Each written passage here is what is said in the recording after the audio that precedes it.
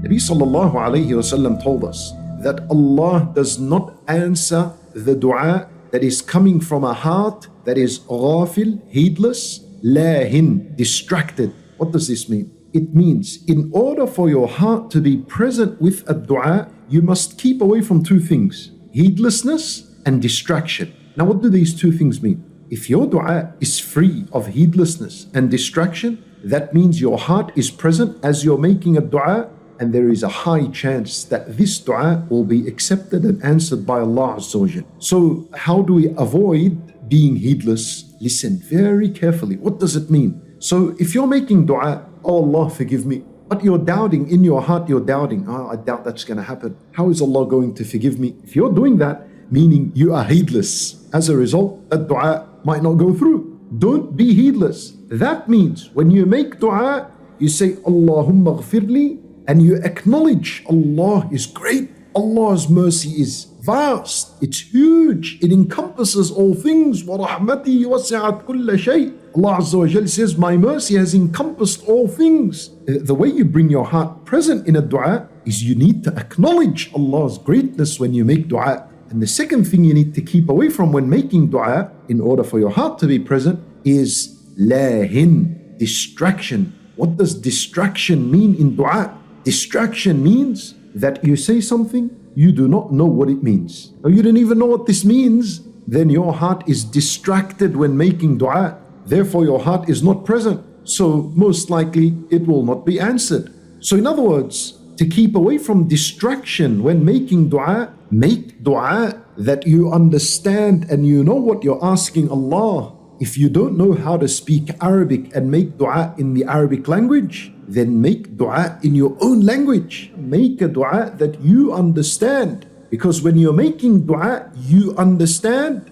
Now you are not being distracted in your dua. Your heart is present. As a result, bi'idhnillah, this dua will be accepted. Ask him in your own language. And it's permissible even in salat, even in your sujood. The ulama, rahimahumullah, they say, if you know how to make dua in Arabic, then you should only make dua in Arabic when in your salat, in your sujood.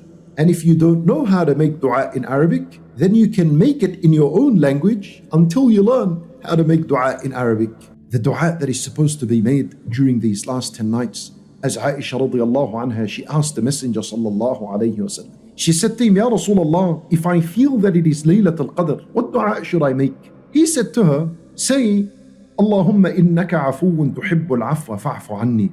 Allahumma innaka afu. Oh Allah, you are the one who pardons. You are the one who forgives. Tuhibbul afu. You love to forgive. And His love to forgive is unlimited. No matter how many times you fell, Allah Azza wa Jal loves to forgive you. Allahumma innaka afu tuhibbul afu fa'fu anni. Forgive my sin. Why did the Nabi sallallahu alayhi wa sallam direct her to ask Allah for forgiveness?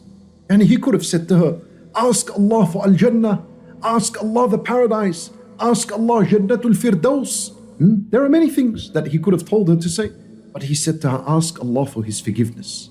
Why? Why? Because forgiveness is the door to Allah's pleasure, and it is the door to the paradise.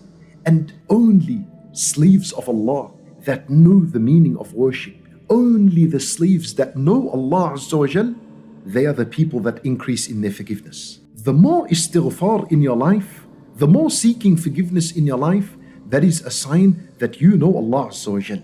Al-istighfar will correct your worship. Laylatul Qadr, we don't know. Did we spend it in the way Allah Azza wa Jal wants from us? Was Allah pleased with our worship or not? We don't know.